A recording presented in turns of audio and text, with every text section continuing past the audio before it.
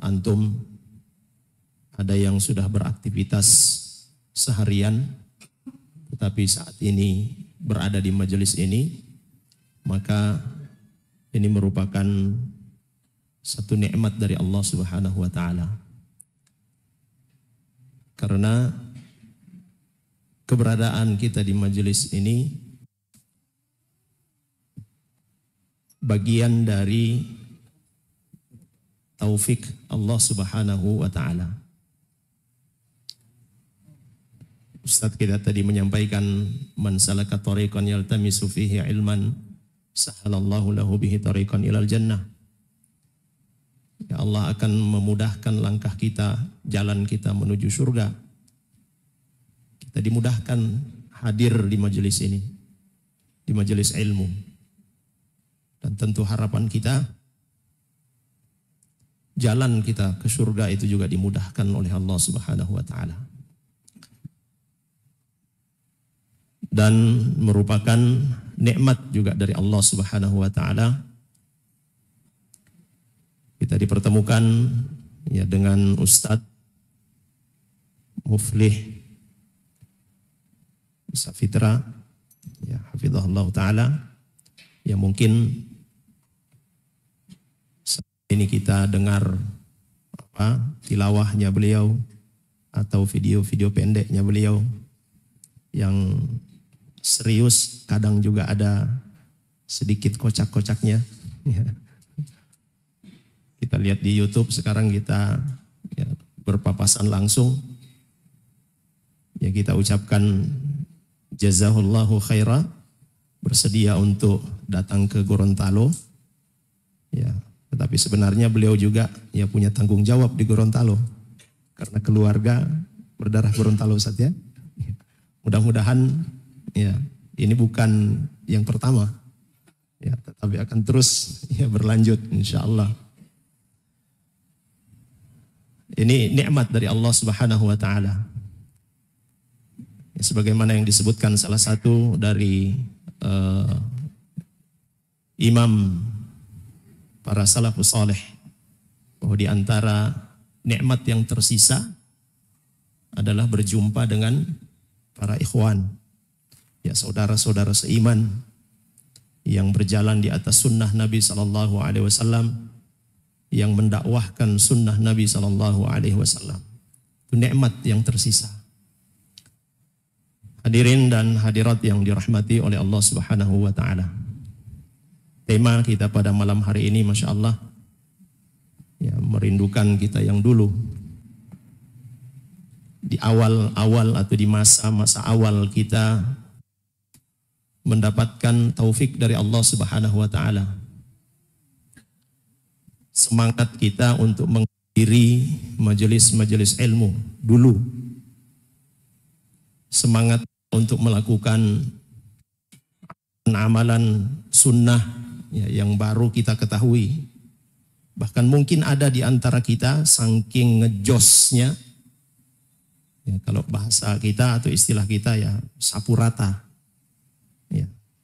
Tetapi dengan proses terus belajar tidak berhenti, maka mulai mengetahui ternyata harusnya seperti ini. Dan memang ya hampir di setiap majal di awal-awal itu memang ngejos. Ya. Silat juga baru jurus 1, 2 itu sudah pasang dada. Mau menantang semuanya. Padahal baru 1, 2.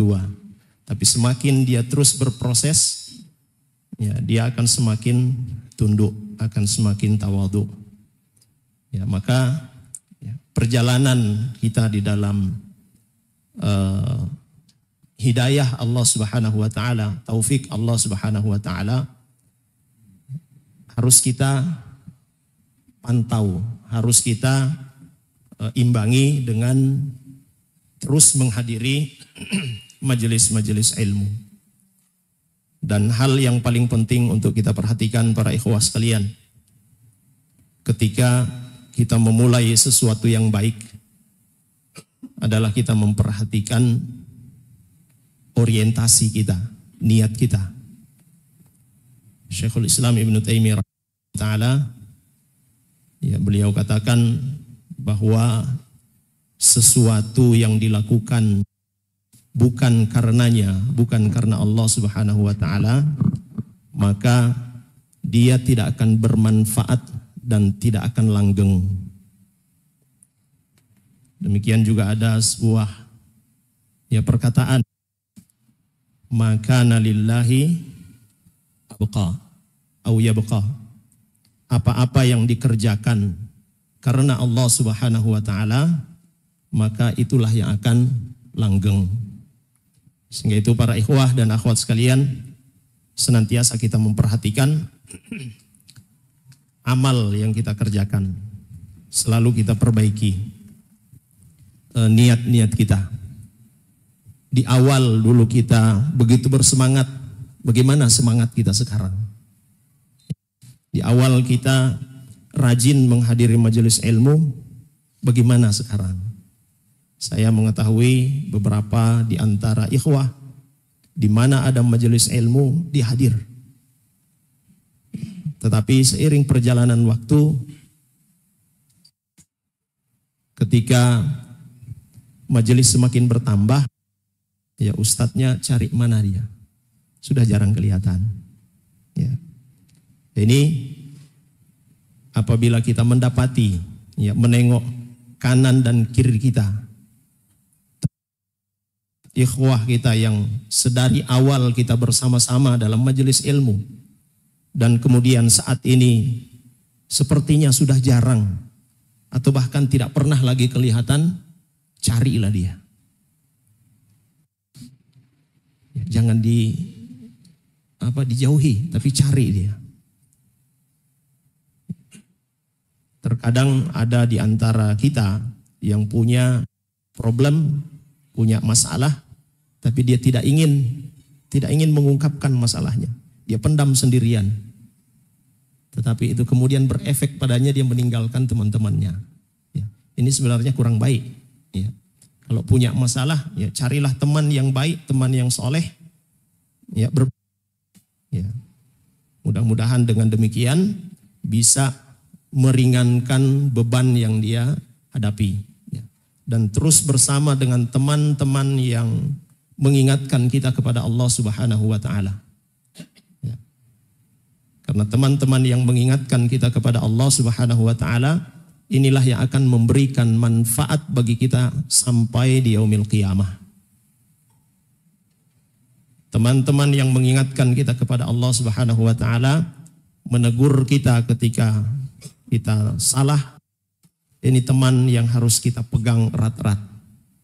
Sebagaimana itu nasihat dari Imam Asy-Syafi'i rahimahullahu ta'ala. Kalau mendapati teman yang mengingatkanmu, mengajakmu untuk bertakwa kepada Allah, mengingatkanmu karena berbuat dosa, maka pegang erat-erat tangannya. Namun kadang ketika kita jatuh, ada teman yang mengingatkan dengan cara yang baik, ittaqillah akhi, bertakwalah kepada Allah. Saat itu, tetapi berikutnya tidak mau lagi ketemu. Ada yang seperti itu, dan mudah-mudahan Allah Subhanahu wa taala selalu menjaga kita semua. Dan bila ada ikhwah ataupun akhwat yang sudah jarang lagi kita lihat di majelis, sudah kembali lagi kepada sebelumnya, padahal dia telah diberikan taufik oleh Allah Subhanahu wa taala, kita doakan, kita cari, kita ajak kembali, dan kita doakan semoga tetap diberi hidayah oleh Allah Subhanahu wa taala, diberi taufik oleh Allah Subhanahu wa taala, dan diistiqomahkan di atas sunnah Nabi sallallahu alaihi wasallam. Karena keistiqomahan itu sekalian, sebagaimana yang disebutkan Syekhul Islam, afdalu al-karamat. Keistiqomahan itu adalah karomah yang paling afdal, yang paling utama. Dan istiqomah itu berat. Maka kita selalu juga berdoa kepada Allah Subhanahu wa taala sebagaimana Nabi sallallahu alaihi wasallam senantiasa mengucapkan doa ini. Ya muqallibal qulub, tsabbit qalbi ala dinik. Wahai yang membolak-balikkan hati, teguhkan hatiku di atas agamamu. Mudah-mudahan ini bermanfaat bagi kita semua, terkhusus untuk diri saya sendiri, dan semoga Allah Subhanahu wa taala memberikan taufik untuk kita semua. Wassallallahu ala nabiyyina Muhammad wa ala alihi wa sahbihi wasallam. Walhamdulillahi rabbil alamin. Assalamualaikum warahmatullahi wabarakatuh.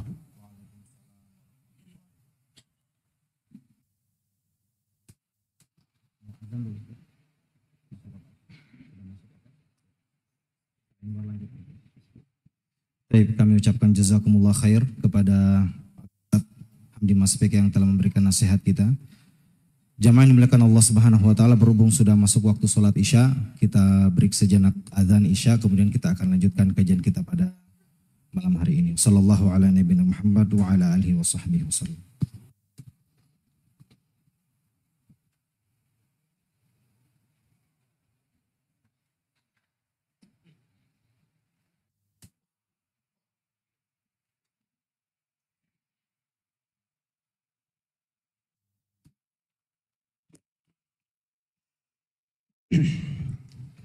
Allahu Akbar, Allahu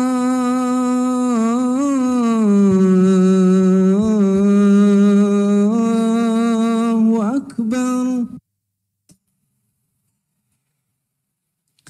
Allahu Akbar,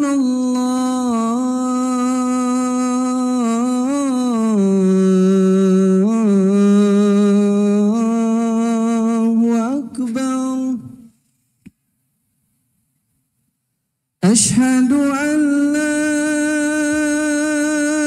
إله إلا الله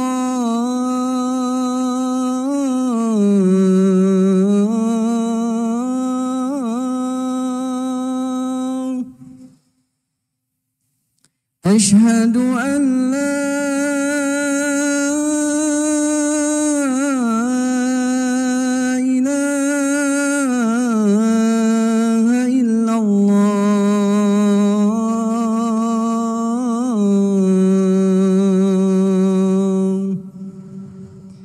أشهد أن محمدا رسول الله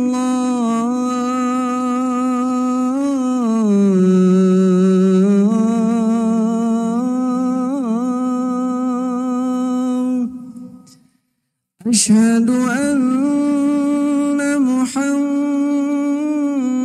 رسول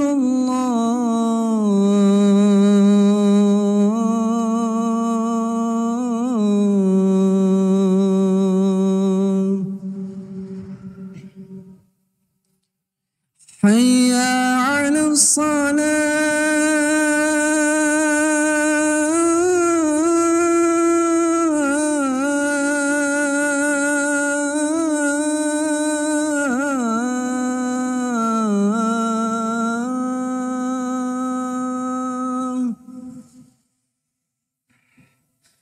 حي على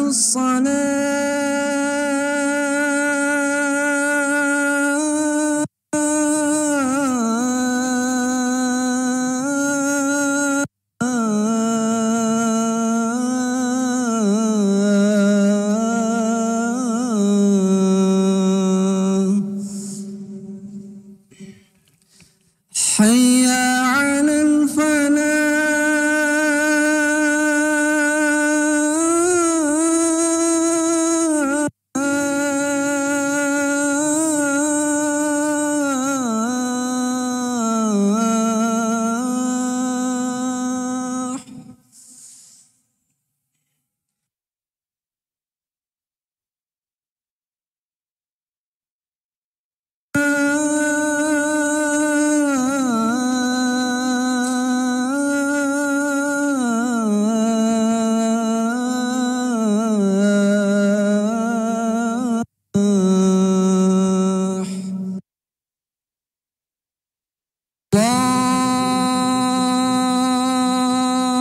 الله أكبر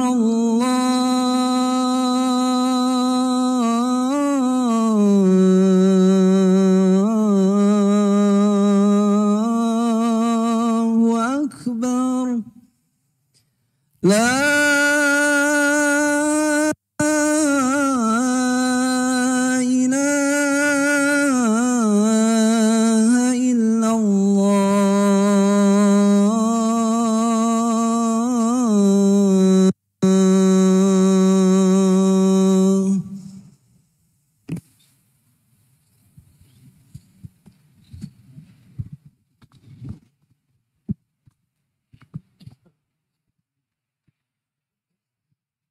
Bismillah, alhamdulillah, wassalatu wassalamu ala rasulillahi wa ala alihi wasallam.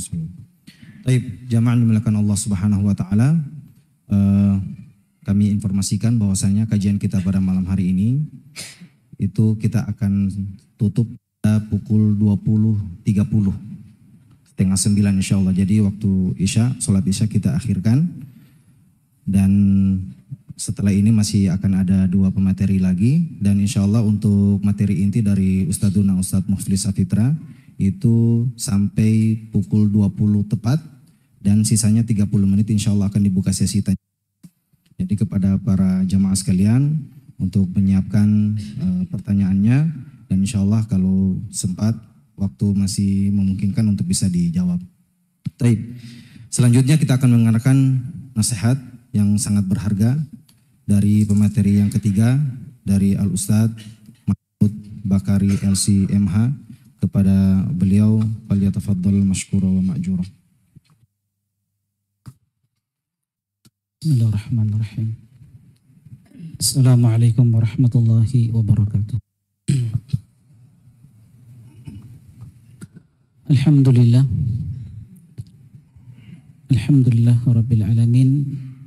Wassalatu wassalamu ala ashrafil anbiya'i wa sayyidil mursalin Nabiyyina wa habibina Muhammadin wa ala alihi wa sahbihi wa man tabi'ahum bi ihsanin ila yaumiddin. Amma ba'd. Qala Rabbuna Rabbul Alamin, ya ayyuhalladzina amanu taqullaha haqqa tuqatih wa la tamutunna illa wa antum muslimun. Jemaah sekalian, ikhwani wa akhwati fillah, hafidhani wa hafidhakumullah. Kita bersyukur kepada Allah Jalla Jalaluhu atas segala limpah nikmat yang terus tercurahkan untuk kita semua. Terkhusus nikmat besar di mana Allah Jalla Jalaluhu mempertemukan kita dengan guru kita, sahabat kita, Ustadz Muflis Safitra hafizahullahu ta'ala.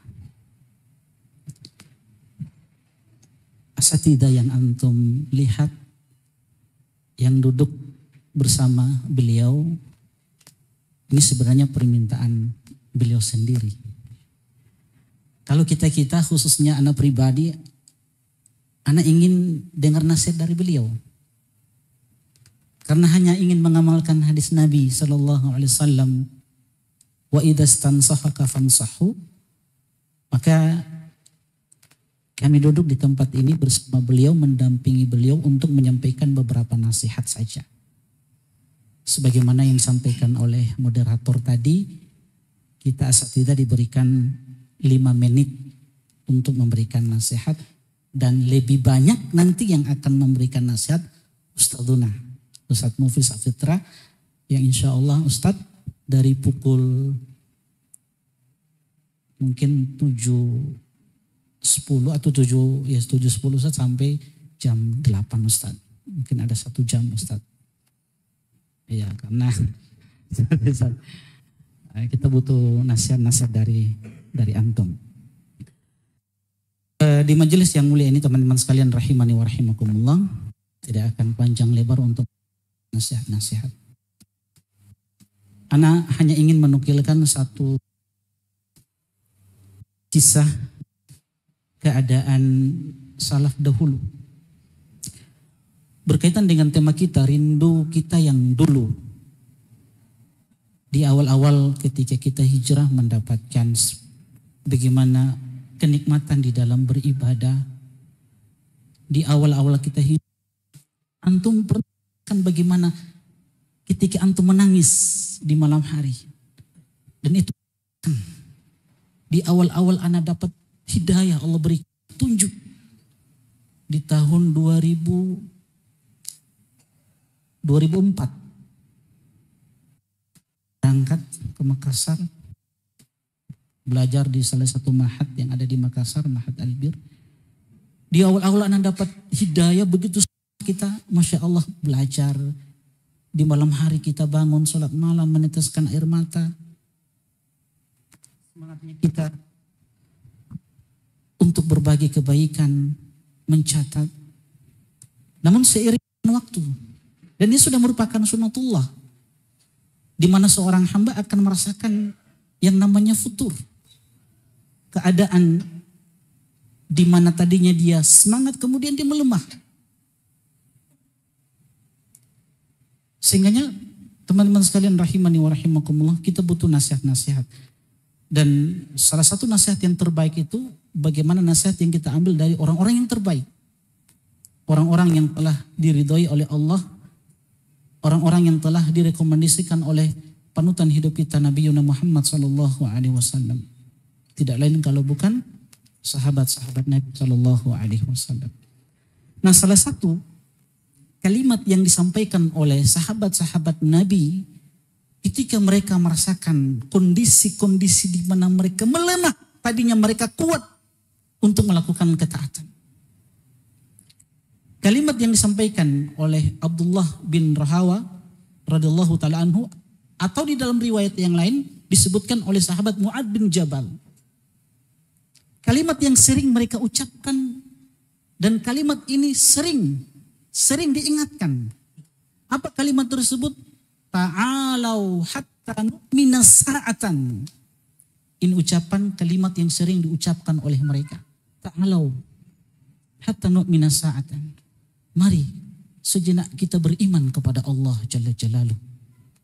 Sebagian mereka berkata, awalas Nabi mu'minin. Bukankah kita orang-orang yang sudah beriman kepada Allah? Kata Abdullah bin Rahawa, bala. Iya, orang-orang yang beriman kepada Allah Jalla Jalaluh. Walakinnana nadhkurullaha fanazdat imana. Tapi kita duduk sejenak di majelis ilmu tidak lain untuk menambah iman kita. Dengan apa? Dengan senantiasa kita belajar Al-Quran, belajar hadis-hadis Sallallahu Alaihi Wasallam. Dua petunjuk yang telah ditinggalkan oleh Nabi Muhammad Sallallahu Alaihi Wasallam. Yang keduanya dipahami betul-betul, dipahami dengan baik oleh manusia-manusia terbaik, sahabat-sahabat Nabi Sallallahu Alaihi Wasallam. Sehingga dari kalimat yang pendek ini, kalian ikhwani wa akhwati fillah, hafidhuni wa hafidhukumullah, minimal memberikan 3 pelajaran bagi kita. Kalimat ini, ta'alau hatta nu'mina sa'atan. Mari sejenak kita ke majelis ilmu. Untuk apa? Merefresh kembali keimanan kita. Karena Allah Jalla Jalaluhu berfirman di dalam Al-Quran, dan ayat ini sering kita dengarkan, sering diingatkan hampir di setiap majelis. Dalam surat Ali Imran ayat 102. Apa bunyi ayatnya itu? Ali Imran 102. Apa bunyi ayatnya itu? Ya ayyuhalladzina amanu ittaqullaha haqqa tuqatih wa la tamutunna illa wa antum muslimun. Ini ayat sering diingatkan di majelis ilmu. Allah seru dengan panggilan keimanan. Wahai orang-orang yang beriman, bertakwalah kalian kepada Allah dengan sebenar-benar ketakwaan. Wala tamutunna illa wa antum muslimun. Dan jangan sesekali kalian mati kecuali di atas Islam, di atas hidayah, di atas sunnah-sunnah Nabi SAW. Dan itu butuh perjuangan. Dari kalimat ini teman-teman sekalian, minimal ada 3 yang bisa kita berikan untuk anak pribadi dan kepada teman-teman sekalian. Pertama, dari kalimat pendek ini memberikan faedah bahwa jiwa ini butuh untuk dimurojaah. Artinya apa? Jiwa ini harus diperhatikan. Hati ini terus diperhatikan. Karena hati seorang hamba itu lemah. Apalagi kita hidup di masa-masa yang penuh dengan fitnah. Baik itu fitnah syubhat, syahwat. Kita butuh penguatan.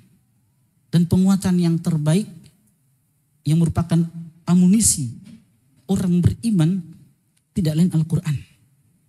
Hadis-hadis Nabi SAW. Yang kemudian, yang keduanya diamalkan oleh sahabat-sahabat Nabi SAW. Kita butuh itu teman-teman sekalian. Jiwa ini terus diperhatikan. Anak ini terus terang sering mendapatkan laporan-laporan. dari teman-teman ikhwan, dari teman-teman akhwat kaitan dengan tema kita, rindu kita yang dulu. Sebagaimana tadi yang disampaikan oleh Ustadzuna, Ustadz Hamdi, Mas Peki, ada teman-teman yang tadinya bersemangat di majelis ilmu. Ya, Masya Allah. Bahkan teman-teman ini yang kita lihat, dekatnya luar biasa dengan Ustadz. Itu pada saat jomblo.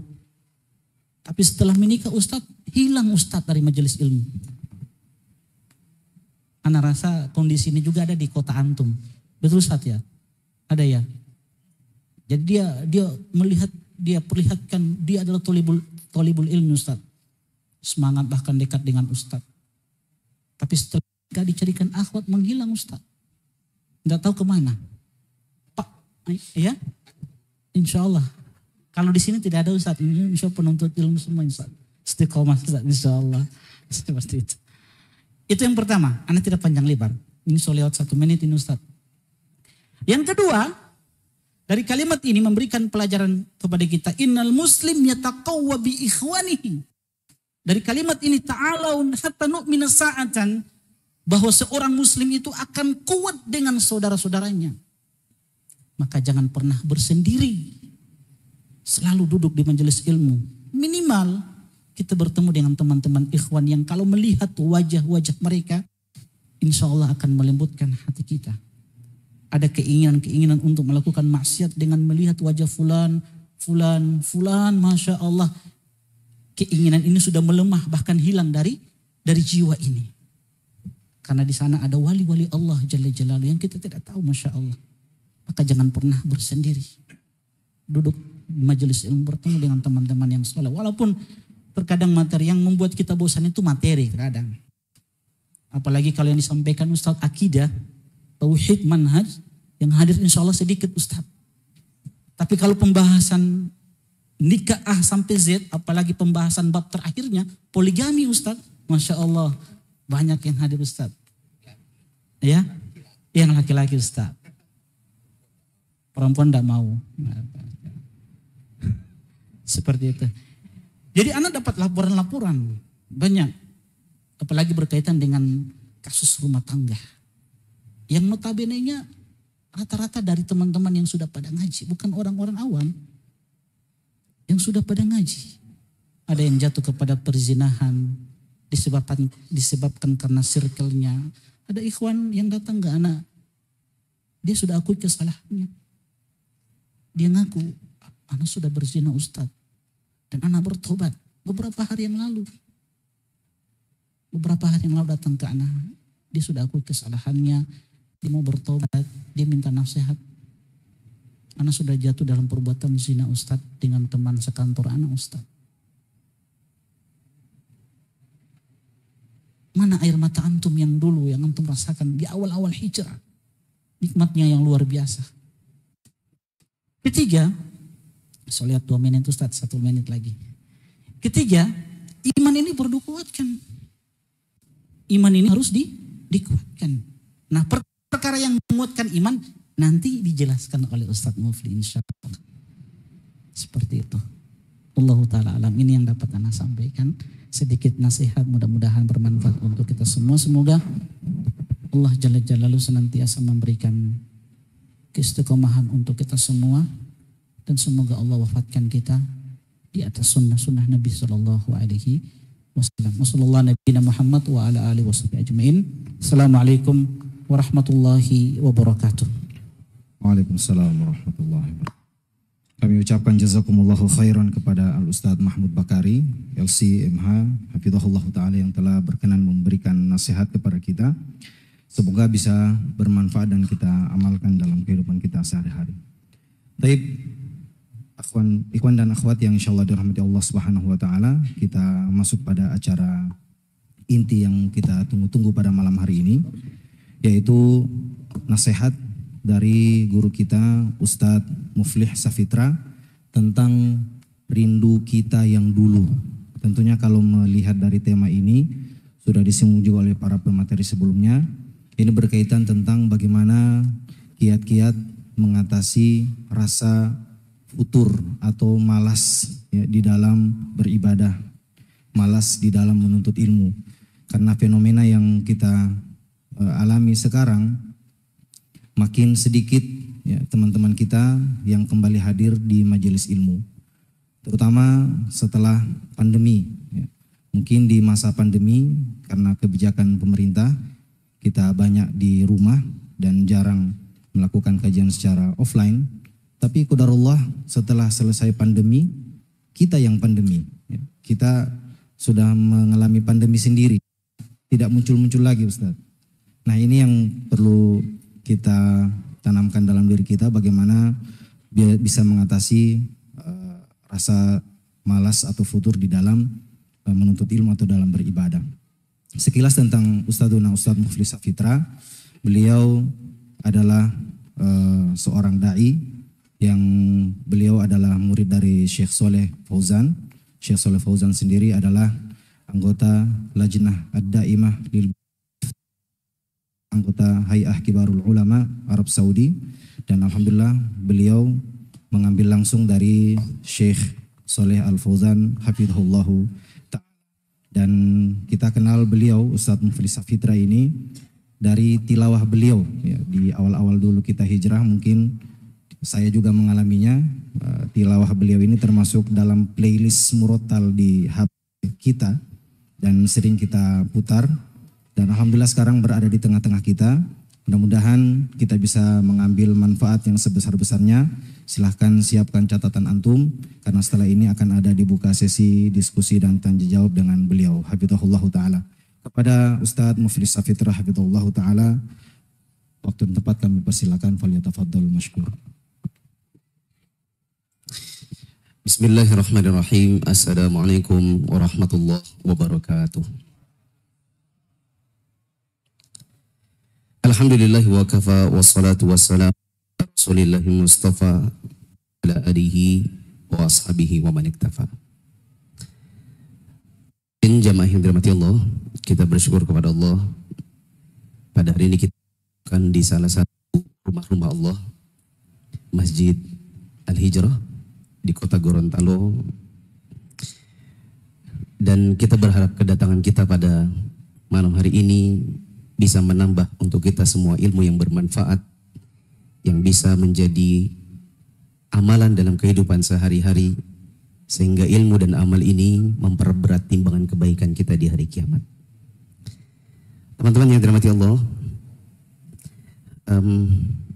ya saya sebenarnya kesini sudah 4 kali. Tapi yang pertama kali itu menikah, yang kedua lupa mau ngapain, dan yang ketiga adalah pulang ke rumah mertua. Mertua orang sini. Ya, ini yang keempat, dan baru pertama kali ini datang dalam rangka untuk dakwah. Pada kesempatan malam hari ini saya diberi tema rindu kita yang dulu. Sebenarnya tema ini saya bawakan dalam daurah di berbagai kota. Tapi mungkin Ustadz Mahmud lihat-lihat playlist Anda mungkin di YouTube mungkin ya. YouTube Muflis Safitra Official. Don't forget to like, comment, and subscribe. Mungkin beliau lihat kajian dengan tema itu pas untuk dibawakan di Gorontalo. Karena tema ini bukan dari saya, tapi dari Ustadz Mahmud sendiri. Ya kan Ustadz? Lupa. Ya. Tapi memang tema ini tema yang dibawakan di mana-mana. Karena masalah ini masalah di mana-mana. Jadi saya ke Pangkal Pinang, temanya ini. Saya pergi ke Jakarta, temanya ini. Saya pergi lagi ke kota yang lain, temanya ini juga. Bukan dari saya, tapi karena guru-guru di masing-masing kota merasa masalahnya itu sama. Yaitu pandemi berakhir, ikhwannya masih pandemi. Alias, kok enggak muncul-muncul lagi di kajian? Dulu mungkin waktu pandemi, tidak kajian itu dikarenakan ada larangan pemerintah untuk berkumpul. Bahkan dilarang sholat 5 waktu. Kemudian ada perkembangan yang baik, diizinkan masuk di masjid, tapi disuruh untuk berjarak. disuruh untuk pakai masker, tapi belum boleh pengajian. Lama-kelamaan perkembangannya semakin baik, boleh pengajian. Tapi jalan 1 tahun, sekarang tahun 2023, sudah berlalu pandemi itu kurang lebih 2 tahun, ini ikhwannya tetap aja tidak muncul-muncul. Padahal mungkin kajian-kajian dahulu diramaikan oleh para ikhwan. Kalau di Balikpapan dahulu, tempat anak sendiri, sebanyak ini kajian rutin. Ini pun belum seberapa. Kita dulu sampai parkiran itu ikhwannya banyak. Sekarang kajian rutin yang di Balikpapan ya sebanyak inilah. Tapi tetap tidak bisa disamakan seperti waktu dulu sebelum pandemi. Sekarang juga sangat tipis. Ya. Ikhwannya intinya banyak yang hilang.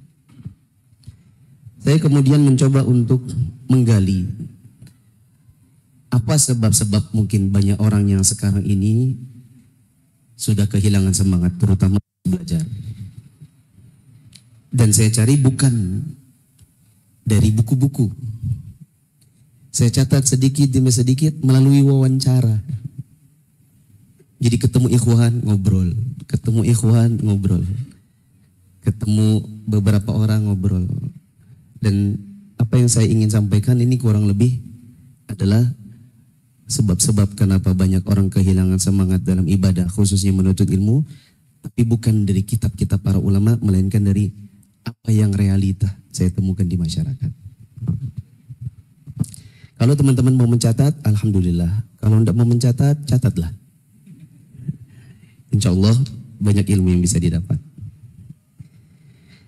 Kemudian jamaah yang dirahmati Allah, yang ingin saya sampaikan ini sebenarnya ada lebih 13 poin. Tapi sekarang sudah 19.22 dan kita berakhir di jam 20.30, maka kurang lebih hanya ada 1 jam. Oleh karenanya tidak mungkin saya sampaikan semua 13. Tapi 13 poin ini sudah selesai syuting. Saya bikin program namanya Mufid Islamic Academy, ditayangkan di channel YouTube kami yang punya yayasan, yaitu Mufid TV. Mufid ada program namanya Mufid Islamic Academy, level 10-nya adalah materi ini, 13 poin. Jadi kalau teman-teman mau menyimak lebih utuh, silakan lihat di Mufid TV atau di Muflisa Fitra Official, baik di YouTube maupun Facebook. Yang tadi jangan lupa follow, comment, share, and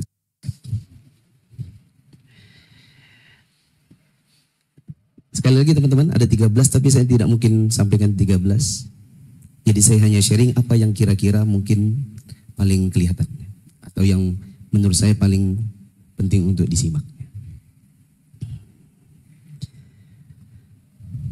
Sebab yang pertama, kenapa orang itu sekarang belajar? Pertama adalah karena mengira bahwa menuntut ilmu itu hukumnya hanya sunnah. Yang benar, menuntut ilmu itu hukumnya apa teman-teman? Salah juga, bukan wajib. Menuntut ilmu itu hukumnya ada 3. Ada yang fardu ain, ada yang fardu kifayah, dan ada yang sunnah. Kalau katakan semua ilmu fardu ain, salah. Tapi lebih salah lagi kalau ada yang mengatakan, kan cuma sunnah. Lalu kemudian karena menganggap bahwa menuntut ilmu hanya sunnah, lalu dia tidak belajar lagi.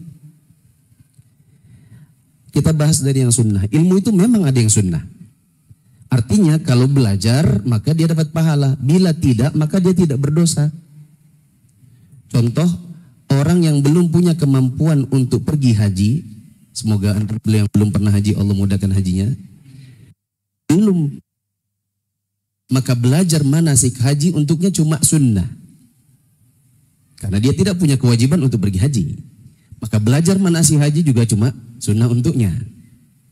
Adapun yang besok mau berangkat, sebulan lagi dia mau berangkat pergi haji, misalnya karena sudah dapat panggilan dari Kemenak, maka dia wajib belajar. Bila tidak maka dia berdosa. Ada ilmu yang hanya fardu kifayah. Bila ada sejumlah orang yang jumlahnya cukup telah mempelajari ilmu ini, maka bagi yang lain tidak ada kewajiban. Contohnya ilmu tentang tibbun nabawi. Kalau ada yang sudah belajar ilmu tentang pengobatan ala Nabi, ya, maka ya sudah, yang lain tidak punya kewajiban. Ilmu tentang ekonomi, ilmu tentang sipil, arsitek dan lain-lain, maka itu semua hanya ilmu fardu kifayah.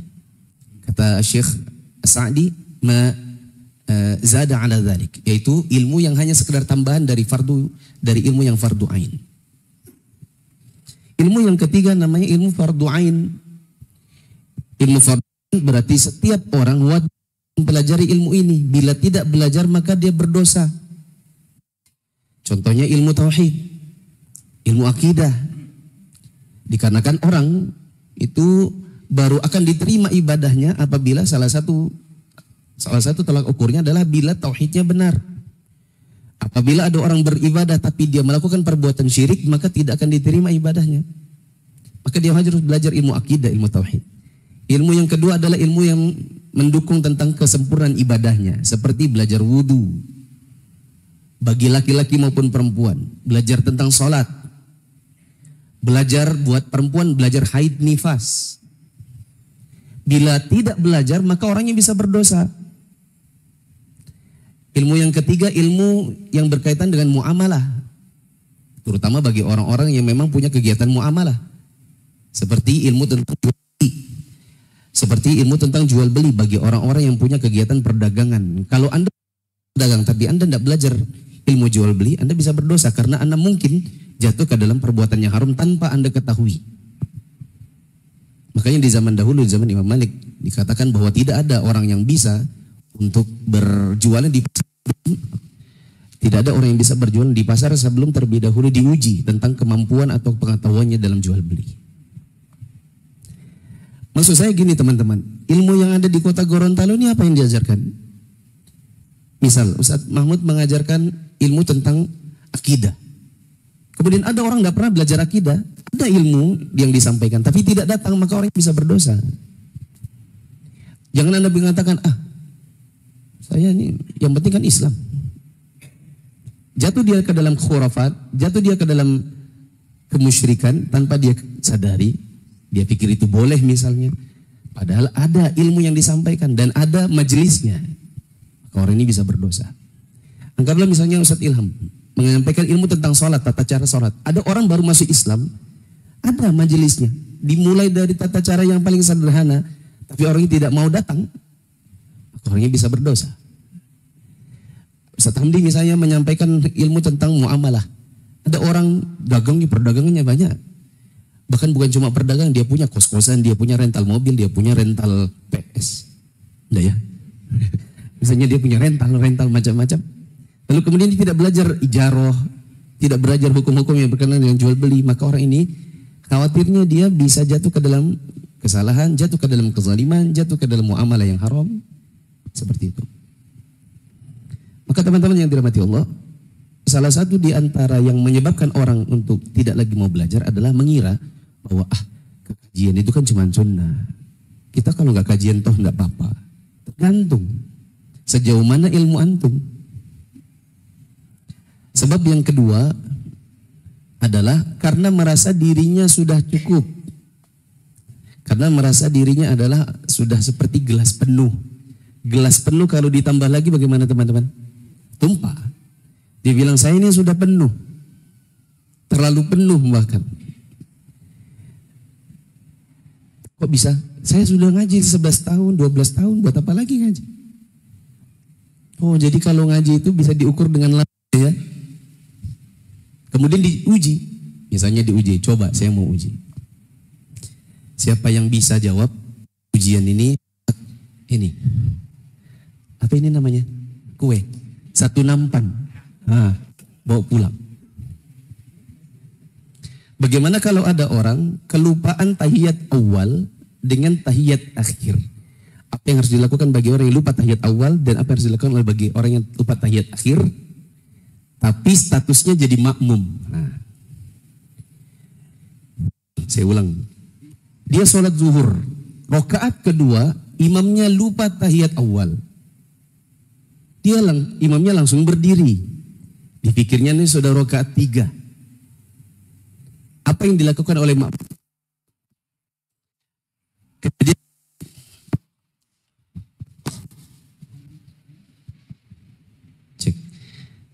Kejadian yang lain adalah imamnya di rakaat 4 lupa, tidak duduk malah berdiri jadi rakaat kelima.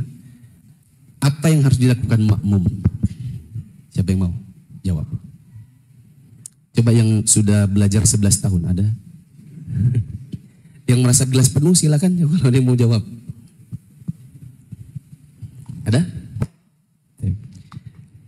Tebak-tebak berhadiah kan enggak apa-apa. Kalau benar alhamdulillah dapat, bisa dijual. Ini aja Ustaz hadiahnya Ustaz. Kacang rebus. Iya Ustaz, jangan ini Ustaz. Oh.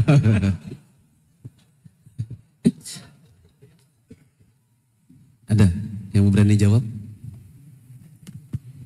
Insya Allah dari panitia 100.000 Ustaz. Nah, tambah. Dari panitia 100.000. Yang bisa jawab. Tambah baju koko. Tapi harus benar ya. Harus benar. Boleh kasih ini Mai. Kalau salah Ustaz suruh pulang Ustaz.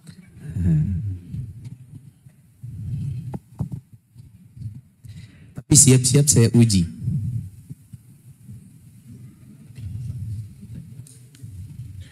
Bismillah. Nama Ana Panji, Ana dari Panjaitan. Apabila makmum, Panji dari Panjaitan. ya Jalan Panjaitan maksudnya dari alamat dari Jalan Panjaitan. Ketika makmum, ketika imam lupa dan kita sebagai makmum, kita dapat mengingatkan dengan mengucapkan Subhanallah. Oke, Subhanallah. Terus imamnya ternyata tetap berdiri. Subhanallah. Subhanallah. Woi. Imamnya rakaat 2 tetap berdiri. Kita sudah subhanallah, dia tetap berdiri. Apa yang harus dilakukan? Kita mengikuti imam Ustaz. Kita mengikuti imam. Nah, Ustaz. Oke. Yang kedua. Kasus yang kedua. Imamnya rakaat 4. Subhanallah. Tapi dia nggak mau berdiri, nggak mau duduk. Dia tetap berdiri. Apa yang dilakukan?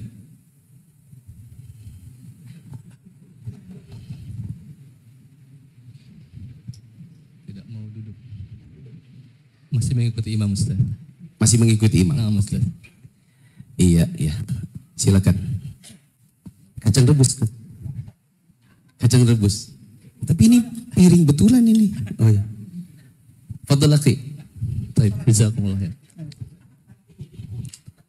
Oh iya, nanti dia mulai. Iya. Tapi jawabannya salah ya. Salah.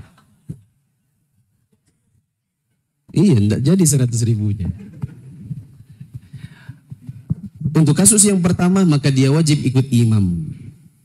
Subhanallah, imamnya tetap berdiri, maka memang imam itu tidak boleh duduk. Karena dia sudah mengerjakan satu rukun, yaitu berdiri. Dia tidak boleh turun dikarenakan tahiyat awal itu hanya wajib di dalam salat. Dan tidak boleh dikalahkan dengan yang rukun. Maka dia, si imam harus tetap berdiri, makmum pun ikut imam, yaitu berdiri. Adapun rakaat yang keempat, apabila imamnya berdiri, terus diingatkan subhanallah, dia tetap berdiri. Kalau kita yakin betul bahwasanya dia sedang menambah rakaat, yaitu rakaat kelima, maka tidak boleh mengikuti imam. Karena imam menambah, bila kita tahu lalu kita ikut nambah, batal sholat kita. Apa yang harus kita lakukan? Duduk, baru niat mufaraqah. Mufaraqatul jamaah. Saya memisahkan diri dari jamaah. Yaitu sudah tahiyat sendiri, salam sendiri. Bila antum malah berdiri, batal sholat antum. Afwan, bila ada yang 20 tahun ngaji, terus dia mengatakan, oh saya sudah 20 tahun. Banyak ilmu yang sudah saya timba. Terus masa ini belum dapat untuk menjawabnya dan belum bisa menjelaskannya, berarti antum harus ikut kajian. Karena antum belum gelas penuh, masih kosong. Ini baru soal tahiyat awal, tahiyat akhir, belum sujud sahwinya. Gimana tuh nanti sujud sahwinya? Itu pembahasannya lebih rinci lah. Teman-teman yang dirahmati Allah, saya membahas buku kecil di Balikpapan, judulnya Bimbingan Islam untuk Pemula. Buku tipis, 1,5 tahun baru selesai. 1,5 tahun buku tipis. Saya sedang menjalankan pembelajaran ensiklopedi sholat atau sholatul mu'min. 3 jilid tebal-tebal. Jilid 3 sudah tamat, jilid 1 hampir tamat, jilid 2 masih tengah. Sudah jalan 3 tahun, belum selesai. Kalau ada kemudian yang mengatakan saya sudah malas belajar karena kayaknya ilmunya gitu-gitu aja. Gitu-gitu aja. Kemudian diuji sama Ustaz. Coba Ustaz, uji dia. Dia bilang gitu-gitu saja ilmunya. Maka ini keterlaluan, kurang sadar diri berarti. Apalagi kita ini lebih cocok bukan gelas penuh, tapi ember bocor. Karena banyak yang dapat, tapi banyak yang lupa. Iya atau tidak? Kita kan bukan kelas-kelasnya Imam Bukhari yang mungkin ditanya 100 hadis ditukar-tukar sanadnya. Bukan hanya sanad antar hadis, tapi sanad di dalam hadisnya juga ditukar-tukar. Kemudian disusun ulang. Tidak ada yang punya kemampuan seperti itu di kita. Lalu kemudian kita mengatakan saya sudah tidak belajar lagi, saya ilmunya gitu-gitu aja ustadznya. Coba kalau gantian, antum yang duduk di meja ustadz, antum jelaskan. Mungkin antum juga setengah mati menyusun kata-kata. Kita ini aja tadi bagi-bagi tugas ya Ustaz ya. Yang satu ngomong keikhlasan, yang satu ngomong apa. Itu aja harus dipikirkan dulu. Iya enggak Ustaz? Enggak langsung tiba-tiba keluar hafal mati, enggak. Alasan yang ketiga atau sebab ketiga adalah merasa diri ini seperti tangga mentok. Mentok itu apa kalau bahasa Gorontalo ya? Mentok, apa mentok teman-teman? Buntu. Tangga buntu. Apa?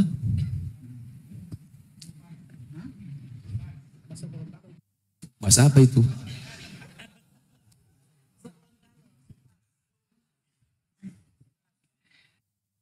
Dengan tangga mentok, yaitu antum naik tangga, ini kan menapaki tangga-tangga ilmu. Sampai di atas nggak ada pintunya, antum turun kembali. Tapi ini PR, jujur, nih saya ngomong depan ustadz-ustadz biar kita fair. Kadang-kadang yang bikin tangga mentok itu ustadz-ustadz juga. Contoh, ada sebagian ustadz mungkin buka kelas bahasa Arab. Ya kan, pertemuan kedua, pertemuan ketiga. Waktu pertama kali buka, ikhwannya 50. Pertemuan kelima, ikhwannya tinggal 25. Pertemuan ke-10, ikhwannya tinggal 5. Lalu ustadznya bilang, kasiannya ini kalau kita teruskan ini kasihan yang lain, jadi kita berhenti saja. Tapi karena memang muridnya jadi berkurang, dibuat tangga itu mentok. Akhirnya sudah sampai di atas sedikit, turun kembali. Tahun depan bikin lagi kajian bahasa Arab. Habis itu naik lagi. Pertemuan ke-10 turun lagi, naik lagi, turun lagi. 10 tahun kelas bahasa Arab enggak tamat-tamat. Tapi 2 sebabnya. Ikhwannya juga yang kajiannya ikutnya kelasnya bolong-bolong. Sementara ikut kelas nahwu, kalau bolong 1 kali terus tidak mengejar, tidak nanya sama teman, coba ajarin apa yang diajarkan kemarin. Kalau tidak diminta, coba ajarkan saya. Masuk kelas dalam keadaan kemarin ada yang hilang, mau ikut yang kedua, yang ketiga, keempat, lama-kelamaan akhirnya ragu. Ragu, bisakah aku? Kan di pertemuan kelima mungkin teman-temannya sudah disuruh hafalkan huwa huma hum hiya huma hunna anta antuma anti antuma antuna ana nahnu. Dia huwa hum huma ana, tahu bolak-balik, terbolak-balik lama-lama dia bilang gini, teman-temanku semua pintar, aku ini gimana ya? Akhirnya dia ragu, akhirnya dia datang. Tapi ya itu kan dari ustadznya, di mana memang tidak mungkin diharapkan 10 ini akhir. Saya belum pernah ketemu kelas bahasa Arab dibuka dimanapun. Pertemuan pertama sampai pertemuan ke-100 orangnya masih sama. Pasti ada yang gugur. Nah, ketika yang gugur ini ternyata lebih banyak, kadang-kadang ustadznya jadi juga untuk ngajar. Makanya jujur, saya lebih setuju kalau kajian bahasa Arab itu pakai bayar. Ini ada yang kritisi katanya. Kajian apa ini bayar? Ini kan kajian besok itu bayar kan? Ya. Kajian apa ini bayar? Ilmu bayar. Ini yang gratis nih, malam ini gratis, besok subuh gratis atau besok malam gratis. Tidak datang dia. Daya kritisnya mulai. Ya, baik. Tapi saya jujur, ilmu-ilmu alat seperti bahasa Arab itu kadang-kadang harus bayar. Supaya Anda menghargai majelisnya. Dibikin gratis, Anda aja yang nggak maju-maju. Kalau perlu deposit. Kalau Anda bikin itu deposit. Antum ikut kelas bahasa Arab, setiap 10 pertemuan Antum bayar 250.000. Bayar 2 cek. Bayar 250.000. Bila 10 pertemuan Antum hadir terus, 250-nya balikin. Gratis.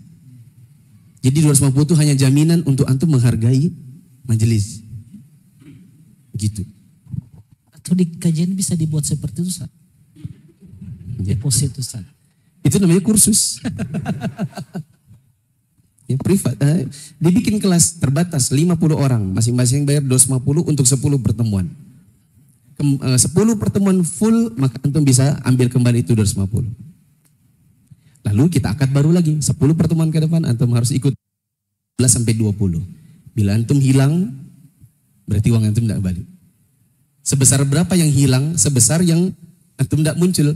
Kalau Antum muncul 5, berarti tidak muncul 5, berarti 5 kali 125.000 Antum tidak dikembalikan duitnya. Di mana kan itu duitnya? Bukan buat saya. Buat pembangunan masjid. Ya, karena banyak ikhwan yang hanya ikut-ikutan, setelah itu hilang juga dia. Berikutnya, sebab yang paling menurut saya, yaitu tidak ada saluran ilmu. Tidak ada saluran ilmu.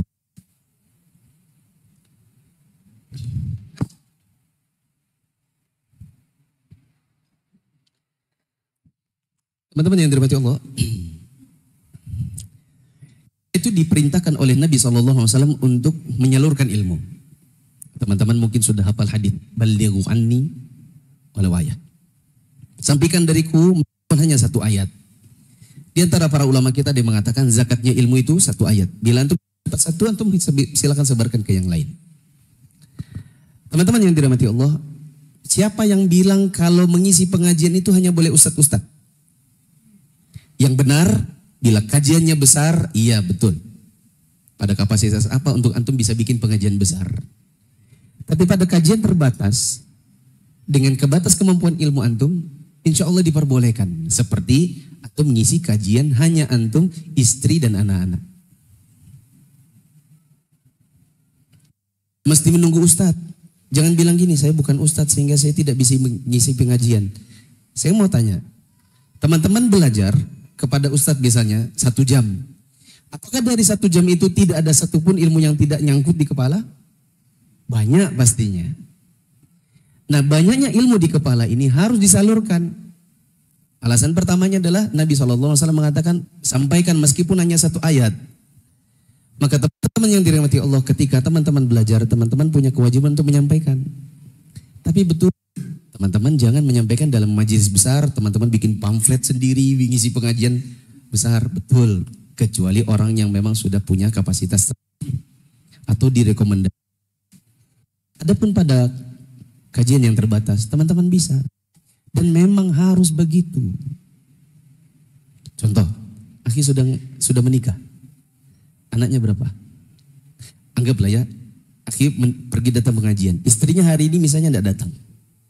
Kemudian janjian setiap hari Ahad subuh kajian sama saya. Siapa yang ngisi? Suami. Siapa yang hadir? Istri. Bila ada anak-anak maka sama anak-anak. Apa yang disampaikan? Jawabannya yang disampaikan adalah yang sudah teman-teman dapatkan di kajian. Cek, itu bapak saya. Coba angkat tangan kayak. Nah. Beliau itu guru pertama saya. Karena beliau dulu ikut pengajian Muhammadiyah. Salah satu pimpinan daerah. Pada hari-hari tertentu, bapak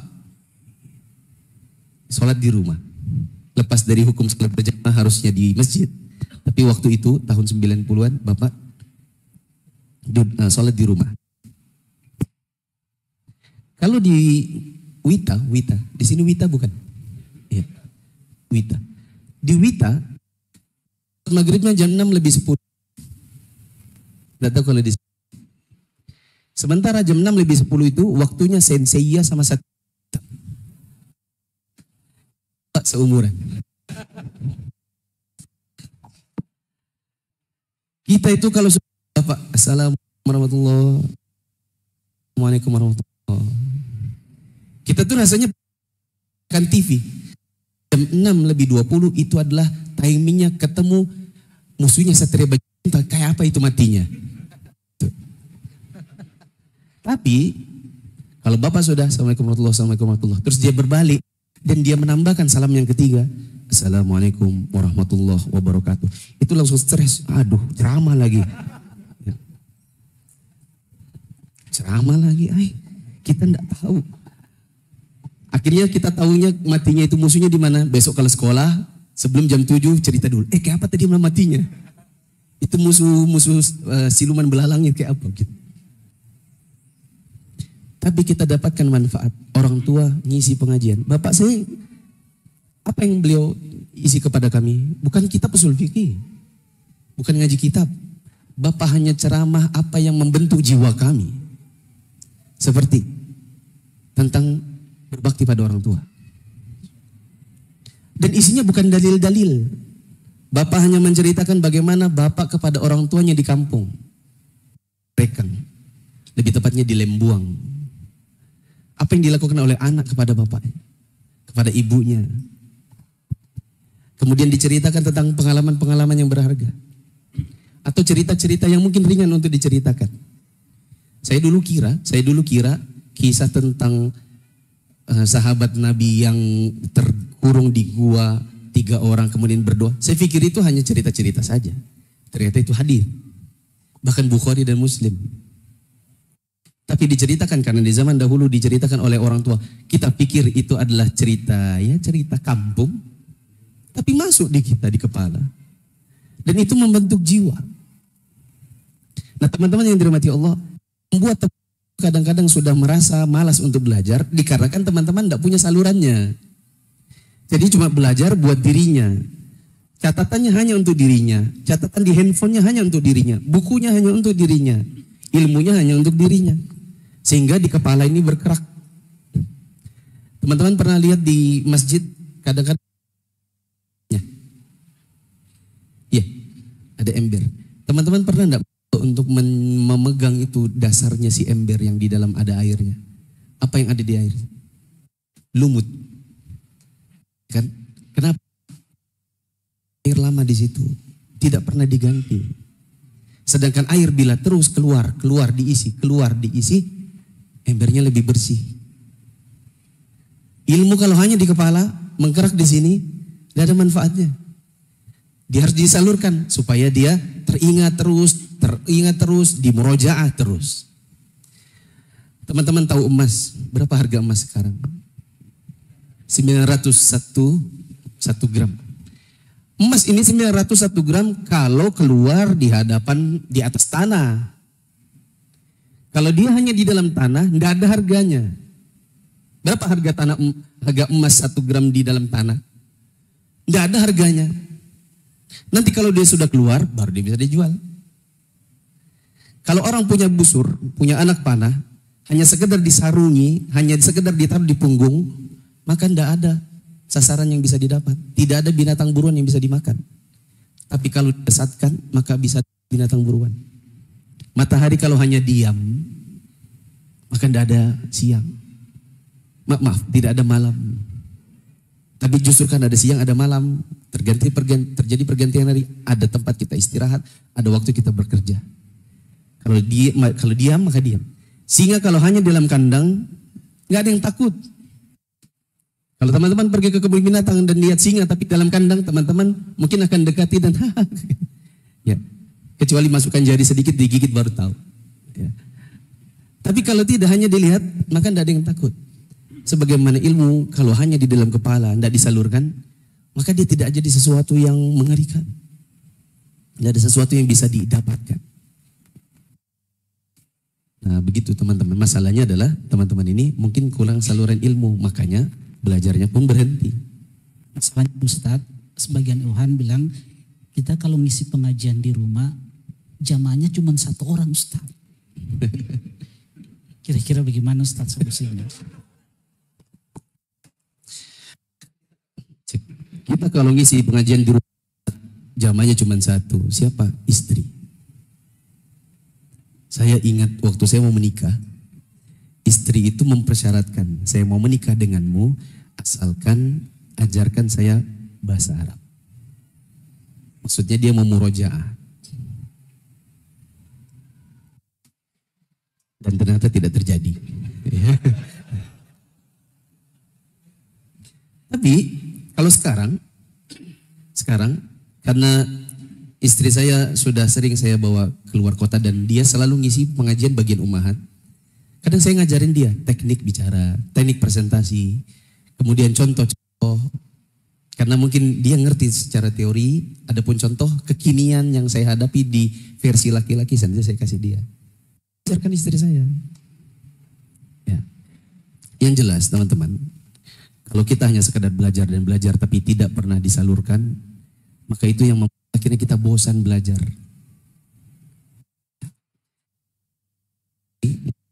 Masalah kemana Ustaz? Cukupnya ke keluarga. Tidak ada juga ya kok yang suruh antum bikin. Memang belum pada kapasitas mungkin pada sebagian teman-teman untuk hadir di mimbar untuk khutbah Jumat. Bahkan gini teman-teman, kami di Balikpapan itu Ustaz, ada perusahaan tambang, ada perusahaan migas. Kan perusahaan tambang migas itu ada site-nya, ada tempat lokasi tambangnya. Untuk khutbah Jumat, kadang-kadang ada ustadz yang bisa dipanggil. Tapi karena site tambang itu jauh, jarang ustadz yang mau dipanggil. Mikir dulu, pergi enggak ya? 9 jam perjalanan hanya untuk khutbah, baru balik lagi. Gitu. Iya, Balikpapan Tanjung Tabang 9 jam. Ya, saya diundang berulang kali, enggak mau saya. Karena habis waktu di perjalanan. Harusnya bisa ngetik, bisa ngurusin ini, ngurusin itu, jadi tidak ada waktu. Terus yang ngisi di sana akhirnya siapa? Akhirnya murid-murid kita. Daripada yang naik mimbar orang yang tidak ngerti ilmu, maka mereka ini kita jadi dai, saya bilang second layer, lapisan kedua. Mungkin mereka belum bisa baca kitab, tapi mereka punya kemampuan untuk menyampaikan.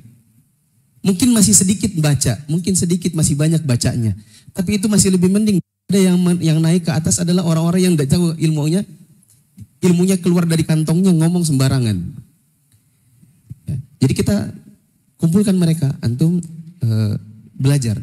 Ustaz tapi ngisi apa? Yuk kita tamatkan Hilyat Thalibul Ilmi. Kita tamatkan Hilyat Thalibul Ilmi. Kita tamatkan syarah Al-Usul Tsalatsa. Tamatkan syarah Al-Aqidah Al-Qawaid Al-Arba. Tamatkan. Di Mufid Islamic Academy itu yang 10 level. Kemudian saya bilang sama mereka, antum nanti kalau misalnya ada kesempatan khutbah, misalnya ustadz yang tidak datang, daripada yang naik nanti orang sembarangan, antum saja. Nyampaikan yang mana ustadz? Nyampaikan ini, yang satu ini aja. Tentang keikhlasan beramal. Bahwa beramal itu butuh 2 hal, ikhlas, ittiba. Sudah. Meskipun bahasa Arab. Karena toh kalau ustadz bahasa Arab datang, toh tidak datang-datang. Karena terlalu jauh. Gitu. Yang ke berapa? Yang menyebabkan orang itu jadi untuk belajar atau semangatnya dalam beribadah, terutama menuntut ilmu. Salah satu yang paling besar adalah pengaruh pergaulan dan pertemanan. Orang di zaman sekarang bilang circle. Circle-nya memang misalnya teman-teman di sini ada orang main futsal, futsalnya malam-malam atau pagi? Pagi 4 jam 6. Tidak ada futsal malam? Tidak ada. Kebetulan saya kapten ke-11-nya. Kaptennya. Kalau antum misalnya hobi futsal dan kaptennya kayak beliau, tidak mungkin antum dibikin di jam sholat. Tapi kalau antum ikut kesebelasan, namanya kesebelasan atau klub. Nah, kalau ikut klub yang mainnya jam maghrib, misalnya mereka bilang kita sewa dari jam 7 sampai jam 9, sementara jam 7 sekian itu waktu sholat isya. Terus kalau kita bilang, saya dulu ya mau pergi salat isya. Lalu mereka bilang, nanti aja, nanti kalau kamu salat isya habis waktu. Kita sudah nyewa ini 1 jam, 2 jam, harganya sekian. Kalau kamu salat isya dulu, uang sewanya sayang gitu. Jadi kadang-kadang kita jadi jadi kehilangan semangat untuk belajar atau beribadah dikarenakan circle pertemanan kita yang mempengaruhi. Apa kata Nabi SAW? Almar'u ala dini khalili. Falyanzur ahadukum man yukhalil. Seseorang itu bisa dilihat agamanya dari agama temannya atau teman dekatnya. Maka hendaklah setiap dari kalian lihat siapa yang menjadi teman dekatnya. Teman-teman circle-nya seperti apa akan mempengaruhi. Dulu sebelum pandemi itu di Balikpapan tidak ada kopi-kopi kecuali Starbucks. Sekarang kopinya macam-macam namanya. Bikin kopi-kopi itu ikhwan-ikhwan juga. Mereka buka dari maghrib. Sehingga ada sebagian ikhwan tidak pernah ke maghrib. Karena sudah sibuk sama kopinya. Dan dia harus melayani orang sampai jam 12 malam. Karena ngopi itu kan malam. Sambil ngobrol sampai jam 11, sampai jam 12. Baru tutup. Jadi tidak ada lagi waktunya untuk ikut kajian malam. Sementara di balik kajian itu dominasinya malam. Ya. Teman-teman duduknya sama siapa di kopi itu? Ada yang suka kopi? Ya. Misalnya suka teman ngopi adalah yang tidak ngerti waktu sholat, tidak ngerti waktu kajiannya. Kalau ada orang ingin berhenti merokok, tapi teman-temannya sekeliling masih merokok, sulit baginya untuk berhenti merokok. Ya. Ada pepatah Arab mengatakan as-sahib sahib. Seorang teman itu menarik. Sehingga prinsip itu adalah imma antum yang narik pada kebaikan, imma lepas. Adapun tidak bisa memberikan dalam keburukan, tinggalkan pertemanan demikian. Ada sebagian teman kalau kumpul bicaranya itu tidak ada manfaat, maka kita tinggalkan. Kecuali datang ke situ pembicaranya berubah menjadi manfaat, maka bagus kita hadir di situ. Ya. Yang ke-6, tidak tahu apakah ini relate di Gorontalo, di tempat saya relate, yaitu kehilangan sosok. Kehilangan sosok. Sebagian orang ada yang tidak lagi belajar, itu adalah karena kehilangan sosok. Kami dulu di Balikpapan Ustaz, ada Ustaz seniornya, Abdurrahman rahimahullah. Di Balikpapan salah satu yang membuka kajian paling awal itu beliau. Bila beliau masih hidup, mungkin sekarang usianya 48. Beliau dakwah dari tahun 2002. Lanjut 2005, berkembang di 2007. Kajian sudah mulai banyak.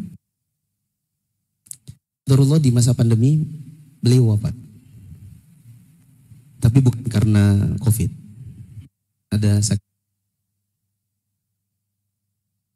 Sebagian ikhwan di zaman sekarang, bilang cara, mereka bilang ini sudah kehilangan semangat Ustadz sejak Ustadz Abdurrahman wafat.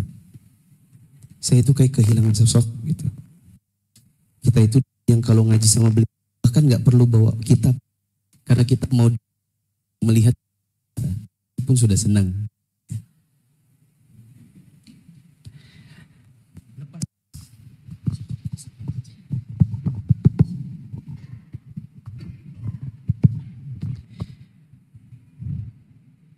Saya bilang, bila saya di posisi seperti Ustadz Abdurrahman, saya wafat, kemudian orang berhenti belajar, justru saya merasa sedih. Karena satu, ilmu saya berhenti berarti. Yang kedua, berarti orang belajar bukan karena cinta ilmunya, cinta sayanya. Karena kita itu tidak pernah mengajarkan kepada para madoi kita, ini loh ilmu, tapi saya ya yang bawanya. Kalau bukan saya jangan cek.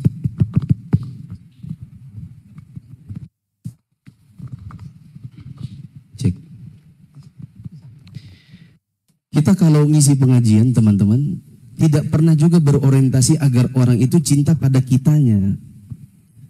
Saya yakin, saya berkhususan Ustadz Ilham, Ustadz Mahmud, Ustadz Hamdi, dan Ustadz-Ustadz yang lain yang mungkin tidak hadir di sini. Kita tidak pernah berorientasi agar teman-teman hadir supaya cinta kepada kaminya. Kami ingin teman-teman hadir dan ikut pengajian untuk cinta kepada Allah. Cinta kepada Rasulullah, cinta kepada agama ini, cinta kepada amal. Sehingga siapapun nanti yang mengajarkannya, meskipun bukan kami, dan setelah kami wafat, kami harapkan untuk terus belajar. Bahkan yang sudah pernah belajar kepada kami terus meningkatkan ilmunya sampai dia mengajar. Itu yang kita inginkan, ya tidak? Kalau kemudian ada yang mengatakan, saya sekarang sudah malas belajar, soalnya Ustadz Mahmud sekarang sudah wafat. Ya, Mas, oke. Salah. Mungkin ada yang berkata, saya malas belajar untuk kepada Ustadz Mahmud. Kenapa? Poligami. Teman-teman tahu kan istrinya berapa? Tidak perlu saya bongkar ya. Karena ada sebagian yang mungkin seperti itu. Kita katakan berarti waktu Anda belajar orientasi Anda salah. Kesalahannya adalah Anda hadir karena gurunya, bukan karena ilmunya. Ini kesalahannya. Kita justru sedih teman-teman yang terhormat kalau kemudian teman-teman belajar karena cinta kepada kitanya. Karena kita ini siapa? Antum mungkin cinta kepada kami hanya karena melihat zahirnya, belum melihat kami aslinya.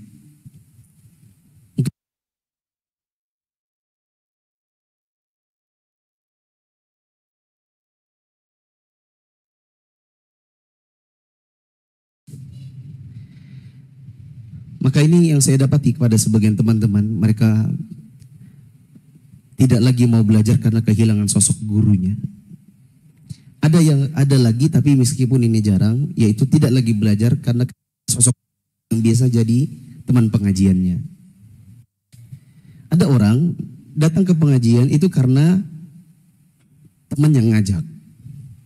Begitu teman yang ngajak ini pindah kota, karena dia senangnya sama teman yang ngajak itu, akhirnya dia tidak pergi pengajian. Karena sudah tidak ada yang ngajak. Yang memotivasi dia sudah hilang. Ya.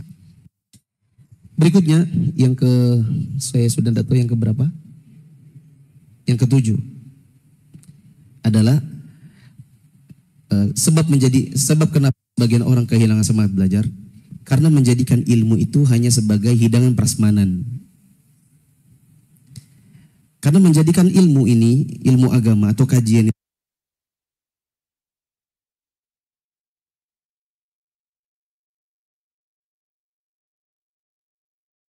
breakfastnya teman-teman bisa ambil all you can eat. Atau teman-teman makan prasmanan pengantinan meskipun gak diundang. Ya. Kadang yang diundang itu Mahmud dan keluarga, bawa juga tetangganya. Ya. Oke, kita datang prasmanan. Kalau kita lihat prasmanan, kita hanya akan ambil yang betul. Ilmu itu tidak seperti itu. Ilmu itu bukan yang mana yang disuka saja lalu diambil. Yang benar adalah ilmu yang wajib diambil meskipun antum tidak suka. Bagaimana cara orang menjadikan ilmu itu sebagai prasmanan? Di antaranya, boleh dicatat. Contoh orang mengambil ilmu dengan metode prasmanan. Yang pertama, hanya mau kalau ustadznya kibar. Kalau ustadznya kibar, harus doktor baru datang. Kalau tidak, maka tidak. Yang kedua, ustadznya harus yang luar kota. Kalau ustadznya bukan luar kota alias lokal, tidak datang. Tunggu ustadz luar kota, baru datang. Coba angkat tangan, berhadiah pisang. Yang kalau ustadz luar kota baru datang, coba angkat tangan. 100.000 tambah. Sebagian orang, ada yang jujur di kajian saya, Ustaz. Di kajian Anda itu tahun 2022, kan kita sudah kajian itu mulai dari 2020. Jadi bilang, berhadiah uang 100.000 bagi yang baru datang hari ini sejak pandemi selesai. Ada yang angkat tangan. Saya bilang, nih ambil, keterlaluan. Karena sudah 2 tahun kajian jalan, dia baru datang di kajian itu. Jadi kalau ustadznya adalah yang luar kota baru datang. Ketiga, tunggu ustadz senior. Kalau tidak senior, tidak datang. Ini kalau seandainya tidak ada kamera, saya sebut nama satu-satu. Cuman tidak enak.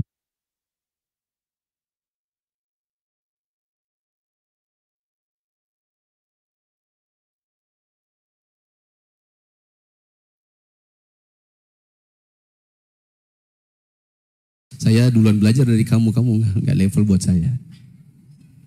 Ya. Akhirnya dia hanya ambil sesuai yang seleranya. Nah, berikut ini yang paling banyak. Yang retorikanya cocok.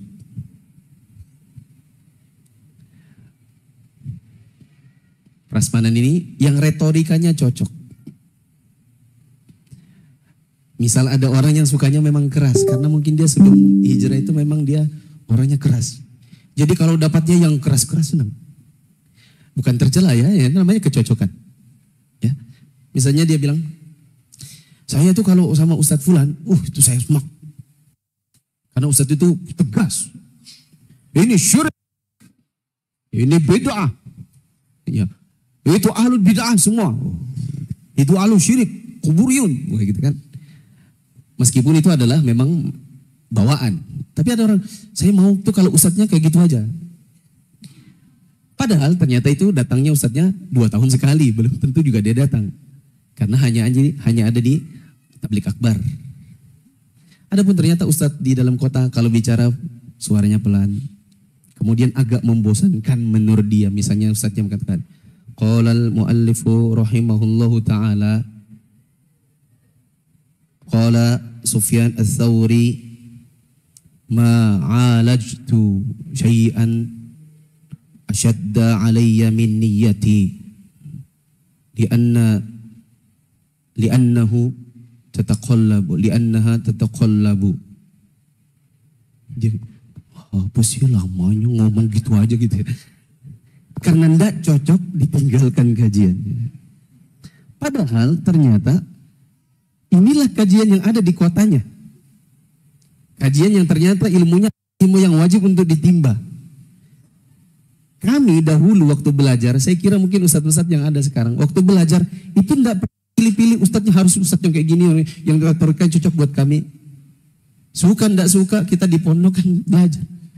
Bukan cuma di pondok, kita kalau misalnya kuliah kita atau kita lihat di kajian-kajian mulazamah dengan para asatidzah, dengan model seperti apa kita ambil. Kita bahkan lisan ini lisan ini kayaknya takut kalau lingkan ustadz-ustadz. Kalau di zaman sekarang, ya kayak prasmanan tadi, ini enak ini, ndak kayak yang itu, sehingga ustadznya pun jadi prasmanan. Enak ustadz itu, ndak kayak yang ini. Yang itu tuh enak, yang kalau ini justru jelek. Jadi kalau dia duduk, kadang-kadang dia tuh bukan cari ilmu, tapi hanya untuk menilai retorika. Oh bagus ini, mantap juga ini. Gitu. Ya. Jadi juri. Saya pernah punya video pendek judulnya Kamu Bukan Juri Idol. Jadi tahan lisanmu untuk berkata ustadz ini menurutku bagus, kalau itu jelek, kalau itu lembek. Tugas antum menuntut ilmu, bukan menjadi juri. Yang boleh jadi juri adalah masyayikh waktu ustadz-ustadz sedang sidang tesis. Boleh. Dan itu pun gak ada yang menilainya dari sisi retorika. Semua dari sisi konten. Kami punya guru-guru, gak usah disebut namanya. Guru-guru yang mungkin mungkin ya Ustadz ya, kalau dihadirkan pada sebagian ikhwan di zaman sekarang, mungkin bagi mereka itu bikin ngantuk, gak enak. Tapi dari tangan beliau, dari kajian beliau, lahir banyak ustadz. Banyak ustadz-ustadz yang lahir dari kajiannya. Padahal ustadznya mungkin kalau ngomong itu lambat. Nggak ada ini. Kalau bikin grafik itu equalizer itu, nggak ada naik turunnya. Datar gitu. Kayak jantung sudah mati. Gitu. Tapi kita dulu duduk sama beliau, Kita duduk dalam keadaan sabar mendengar. Bahkan lama-lama kita menikmati. Ini kajian yang benar. Ada kitabnya, nyimak dalilnya. Kalau ikon di zaman sekarang tidak, gayanya tidak seperti itu. Ya. Selanjutnya, yang keberapa? Berapa? Yang ke-8. Yang ke-8. Ya, salah satu yang menjadi sebab kenapa orang itu semakin malas untuk belajar. Saya belum tahu cara menyambungkannya, tapi itu yang saya dapati dari mereka.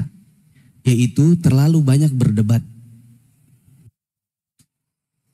Saya tidak tahu bagaimana itu korelasinya antara yang suka banyak berdebat dengan kehilangan semangat untuk belajar. Tapi tanya, yang dulu hobi debat, malah itu yang kita sudah tidak ketemu lagi di kajian-kajian. Apa yang dia perdebatkan? Perdebatan yang mungkin bukan pada ranah dia untuk berdebat. Yang mungkin pada ranahnya dia hanya sekedar boleh pusing sambil, ya udah deh saya ambil yang pendapat yang ini aja. Apalagi pada hal-hal yang sebenarnya itu ijtihadiyah, teman-teman. Hal-hal yang sifatnya ijtihadiyah, lalu kemudian orang rajin memperdebatkan. Biasanya saya dapati sebagian dari mereka yang rajin berdebat seperti ini justru yang contoh. Bukan itu nanti. Besok itu kajiannya enggak ada ya di sini? Bukan yang bayar itu? Besok ya. Apa judulnya itu yang bayar? First class apa? Tiket keluarga sakinah apa gitu ya? Ya. Ya. Dulu ada yang mengatakan gini, dulu enggak ada itu kajian bayar. Kajian itu di masjid. Jadi tidak ada yang bayar. Oh ya, akhi, iya. Ustadz-ustadz gitu tidak ada yang begitu. Ini ustadz-ustadz muda-muda aja yang bikin kayak gitu. Kajiannya bikinnya di geraha, bikinnya di hotel, bikinnya nih, lalu kemudian menimbulkan biaya. Karena harus sewa gedungnya, nanti ada menyiapkan tiket pematerinya, menyiapkan ini, ada makan sehingga bayar. Ini kan masalah ijtihadiyah ya. Ini hanya masih dakwah. Kalau debatkan, tidak akan ada ujungnya. Karena toh ini juga nggak ada dalil khususnya. Agama kita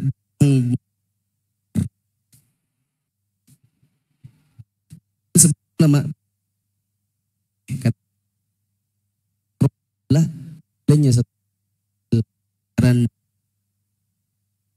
karena kadang-kadang keikhlasannya. Kadang untuk si guru di pondok dibayar. Seperti guru TPA ada mukafaah bulanan. Ada kelas bahasa Arab gurunya diberi mukafaah bulanan. Ya. Ini kalau diperhatikan tidak ada ujungnya. Saya nggak tahu di Gorontalo seperti apa. Di tempat kami pernah ada perdebatan soal donasi. Karena beredar fatwa asatidzah kita bahwa donasi itu seperti meminta-minta. Oh, dia ketika nonton, oh iya ini betul nih. Minta-minta ini memang. Di grup. Ada yang nggak setuju, balas lagi. Nggak setuju, balas lagi. Balas lagi. Tapi kan ini ustadz senior. Tapi kan ini. Padahal kalau kita gali, masalah donasi masalah apa? Ya, saya pernah akhirnya mengumpulkan di tempat ini. Kami kumpulkan para ikhwan karena terjadi perdebatan di antara mereka. Sebenarnya boleh atau tidak membuka donasi. Saya dudukkan, kalau menurut antum donasi bagaimana? Ya sebagaimana yang ada di video ini Ustaz, saya lebih memilih pendapat donasi itu haram. Karena ini bagian dari meminta-minta. Oke, sudah selesai? Iya, donasi itu begini-begini. Oke, sudah selesai. Coba saya yang jawab. Donasi itu kan bahasa Indonesia saja. Coba kita, apa waris? Apakah itu wasiat? Apakah itu infak sedekah atau itukah hibah? Menurut antum yang mana? Saya tidak ingin berpanjang-panjang, ini cuma sekedar contoh. Tapi ini salah satu di antara masalah-masalah yang kalau teman-teman berdebat, tidak akan ada ujungnya. Yang ada hanya mengeraskan hati, lalu kemudian membuat perpecahan, dan akhirnya itulah yang membuat teman-teman jadi malas belajar lagi.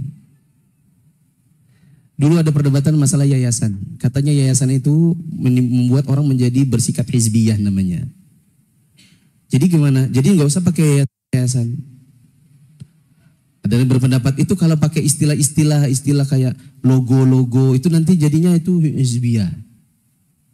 Padahal ketika digali sebenarnya itu masalah ijtihadiyah, di mana mungkin saja kita berpendapat demikian, tapi sepertinya berpendapat dengan yang lain itu juga toleransi. Ya. Wallahu a'lam. Saya nggak bisa kasih lebih lanjut tentang contohnya, tapi yang saya dapati teman-teman yang kalau berdebat itu paling rajin, malah itu yang paling jarang kelihatan di kajian. Ya. Karena sepertinya kurang dari sisi tawadhu dalam keilmuan. Yang ke-9, mungkin ini yang terakhir.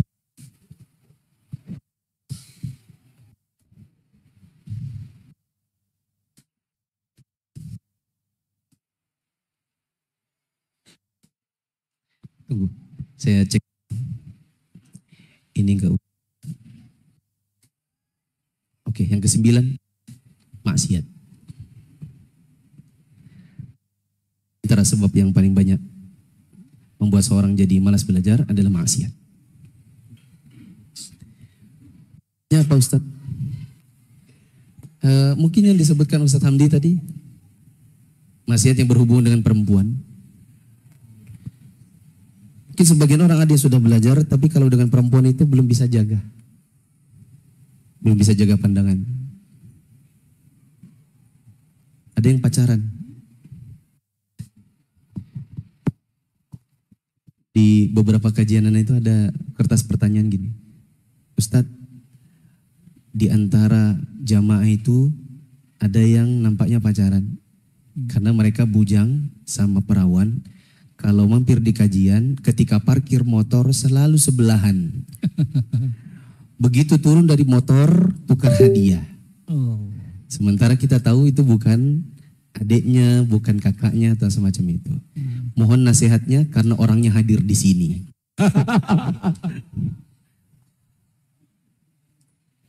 Ada laporan dari salah seorang akhwat, japri sama ikhwan yang kebetulan Anda tahu ikhwan itu selalu duduk kajian paling depan. Jadi yang di depan ini berbahaya, Ustaz. Iya. Jujur yang duduk paling depan itu yang japri. Dia bilang, Ustadz kenal fulan? Iya kenal. Mohon dinasihati karena saya sudah dijapri dia dari DM Instagram. Saya blok, dia pindah ke FB. Dia nggak tahu bagaimana cara dia dapat WA saya. Saya blok lagi, dia pindah ke Telegram.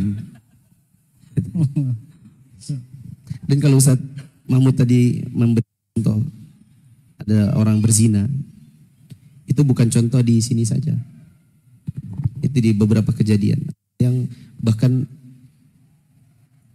wafat setelah berzina. Padahal jilbab besar. Ketemu di mana pasangan? Ketemu di grup alumni SMA. Ya, ini grup-grup alumni itu kadang-kadang berbahaya, apalagi grup alumni yang campur. Yang mungkin di situ ada pacar SMA-nya. Lalu kemudian, oh ini dia. Setelah itu mulai jari, WA anda ya, WA anda ya. Jangan, takut kepada Allah. Besok lihat lagi, WA enggak ya? Lama-lama WA, Assalamualaikum. Jangan-jangan, dihapus. Tapi sudah ada jejaknya. Rupanya yang di sebelah sana juga gayung bersama. Dia WA, dia ada apa?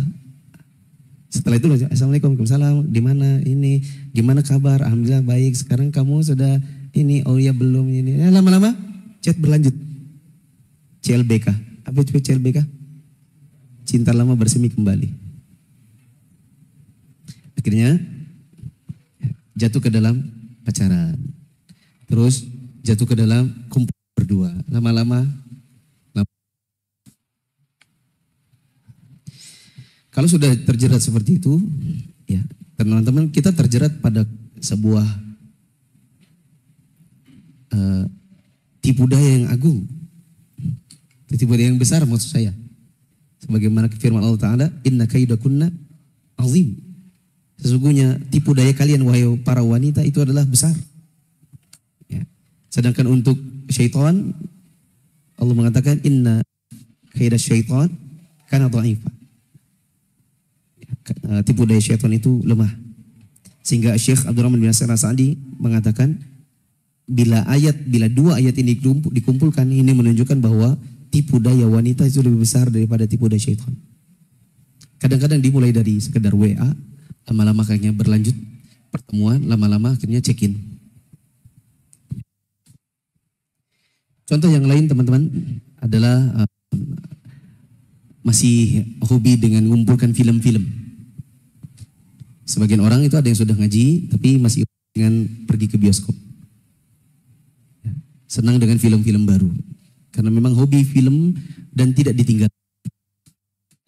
Memang sulit meninggal bagi orang yang memang sudah kecanduan, tapi harus diusahakan.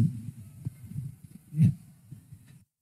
Yang maksiat yang lain adalah karena makan harta haram. Sudah ngaji tapi tipu sana tipu sini. Sudah ngaji jualan ini jualan itu tapi tipu sana tipu sini. Saya dapati Ustaz di grup kemarin ada orang bikin penawaran harga 2 juta. Dapat koleksi kitab ulama berserta rak-raknya. Dikasih gambarnya. Tafsir Ibnu Katsir berapa jilid, tafsir ini berapa jilid, kitab ini berapa jilid, beserta raknya. Nanti dikirim katanya harganya cuma 2 juta. Kalau yang paling banyak kita temui ya penipuan umroh. Ya, kadang-kadang travel-travel yang katanya sunnah itu juga ya tidak menjalankan sebagaimana yang seharusnya. Baik sengaja maupun tidak sengaja. Bahkan saya lihat ada yang sengaja. Tapi labelnya sunnah. Dan makan harta haram itu teman-teman juga penghalang orang untuk beribadah. Kata Allah Subhanahu wa taala, ya ayyuhar rusul kulu minat thayyibat wa'malu salihah. Wahai para rasul, makan yang halal lagi baik dan beramallah yang soleh. Kata para ulama ahli tafsir, ketika Allah mengatakan wahai para rasul, makanlah yang baik, beramal yang soleh, ini menunjukkan bahwa beramal yang soleh itu ada kesinambungan dengan soleh itu berkesinambungan dengan halalnya yang dimakan. Orang yang makan harta haram, maka lama-kelamaan dia akan sulit untuk beribadah. Itulah mungkin yang membuat sebagian orang ketika ikut kelas bahasa kok nggak hafal-hafal. Temannya sudah hafal hum dan sampai seterusnya. Dia sudah mencoba berulang kali kok nggak hafal-hafal. Mungkin karena pengaruh kurang berkahnya makanan yang dimakan. Kurang berkahnya harta yang didapat. Sehingga membuat dia tersendat dalam menuntut ilmu. Wallahu a'lam bishawab. Terakhir yang ke-10 biar genap. Tapi ini mungkin saya tidak akan perpanjang. Yang ke-10 yang saya lihat banyak membuat sebagian orang jadi malas untuk belajar adalah karena perselisihan para guru. Perselisihan para guru. Saya pernah bawakan materi ini, rindu kita yang dulu di kota Semarang. Dan waktu itu belum ada poin ke-10 ini. Waktu itu belum ada. Sudah bawakan di Balikpapan, di mana-mana. Suatu hari saya ketemu dengan teman yang dulunya pembaca saya di kajian. Dulu dia pembaca saya. Kemudian kita ketemu di Semarang karena dia memang orang Semarang. Dia kembali ke Semarang. Kemudian kita ngobrol, dia bilang, Ustadz kalau saya boleh titip Ustadz. Kalau Ustadz saya boleh titip dan disampaikan di berbagai kota yang lain. Yang membuat kadang-kadang kami ini jadi malas belajar adalah terlalu banyak perselisihan di kalangan para ustadz. Bukan antara yang sunnah dengan yang bid'ah. Tapi kadang-kadang itu terjadi qadarullah. Di antara yang sunnah dengan yang sunnah. Apa sebabnya? Wallahu a'lam. Kita mau bilang itu juga masalah keikhlasan, kita nggak berani menuduh. Kita mau bilang itu adalah masalah hati, memang itu kenyataan, nggak enak juga ngomongnya. Kita ini adalah masalah perbedaan ijtihad. Sementara sudah belajar usul fikih tentang ijtihad.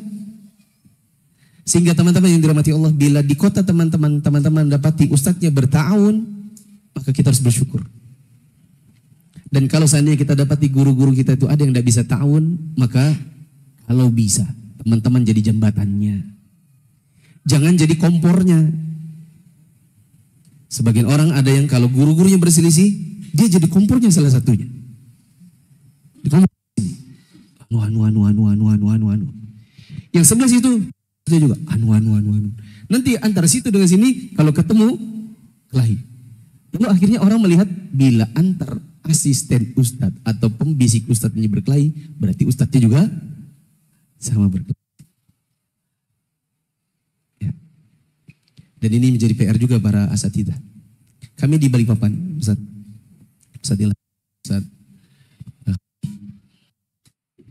di Balikpapan kami punya pertemuan asatidzah per bulan. Bermula dari 2022 bulan Februari di rumah Ana. Selanjutnya Ana mengajak, yuk kita pertemuan tiap bulan. Meskipun acaranya cuma makan-makan awalnya. Makan-makan. Baru di pertemuan kesekian mulai membicarakan hal-hal yang isinya adalah masalah, bagaimana penyelesaiannya dan seterusnya. Akhirnya dari semua itu, kita tidak bilang kita ini tidak ada permasalahan. Semua itu akhirnya selesai hanya dengan dua hal. Satu, mengembalikan keikhlasan. Karena kadang-kadang bukan soal perbedaan pendapat. Dan bukan juga soal pendapatan. Pendapat dan pendapatan. Tapi soal kadang-kadang yang di sini maunya ngaji yang sini dan meninggalkan yang sana. Lalu yang di sana merasa berat. Kok sekarang saya nggak ada lagi yang hadir ya. Yang kedua adalah jika ada permasalahan, guru kadang ada masalah yang kita cukup lupakan saja. Bukan dibahas dan cukup ini, kepala ini merasa kita terzolimi, merasa kita tersakiti. Solusinya hanya kita mencoba untuk melupakan dan berlapang dada. Dan sambil mengingat-ingat pendapat para ulama. Seperti ketika ada orang yang dulunya menyakiti Ibnu Taimiyah. Lalu kemudian orang itu meninggal. Lalu ada yang senang dengan meninggalnya. Maka Ibnu Taimiyah justru memarahi murid-murid yang senang. Kata Ibnu Taimiyah, apakah kalian senang kalau seandainya saudara kalian diazab oleh Allah gara-gara kalian? Kalau misalnya, anggap saja, saya tinggal di Gorontalo. Saya anggap saja, pernah mendengar kalamnya Ustadz Mahmud, lalu kemudian saya tersinggung. Kemudian saya memendam di hati, sampai mati. Saya khawatir kemudian dosa itu ada pada beliau misalnya. Ya. Dan tidak selayaknya seorang dai demikian. Maka dia ada pada titik tertentu yang harus dia lakukan hanya sekedar lapang dada bahwa dia pernah terzolimi orang dan tidak perlu mendam. Karena toh mungkin dia juga pernah berada di posisi yang menzolimi orang. Saya pernah punya video pendek, saya bilang gini, jangan terpendam. Kadang-kadang kita juga butuh dimaafkan. Apakah kita tidak pernah menyakiti hati orang? Kadang kita pernah menyakiti orang, sengaja pun tidak sengaja, dan kita minta untuk dimaafkan. Maka bila ada orang pun tak sengaja berbicara tentang dirimu, maafkan saja. Karena itu akan membuat dirimu semakin lapang dada. Ya. Dan lapang dada membuat dirimu akan terus berjalan di jalan Allah dalam keadaan insya Allah ikhlas tanpa ada masalah. Mungkin ini bisa saya sampaikan, kurang lebihnya mohon maaf. Bila ada pertanyaan, ada 3 ustadz yang lain. Saya sudah capek bicara di sini. Yeah. Kami ucapkan jazakumullahu khairan atas nasihat yang diberikan oleh Ustadz guru kita Mukhlis Safitra Hafizahullah Ta'ala. Dan sebenarnya sudah lewat dari perjanjian tadi 20.30 sudah didirikan sholat isya. Namun karena baru selesai materi, ini kami minta persetujuan dari para jemaah sekalian. Apakah kita lanjutkan untuk sesi tanya jawab dengan beliau?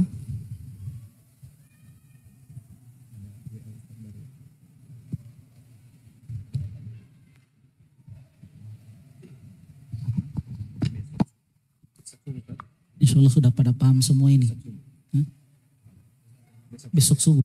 Baik, sekedar menginformasikan besok subuh kita masih ada kajian yaitu membela negara dengan sunnah. Jadi insya Allah kita akan pendekar turun gunung ya, Afwan.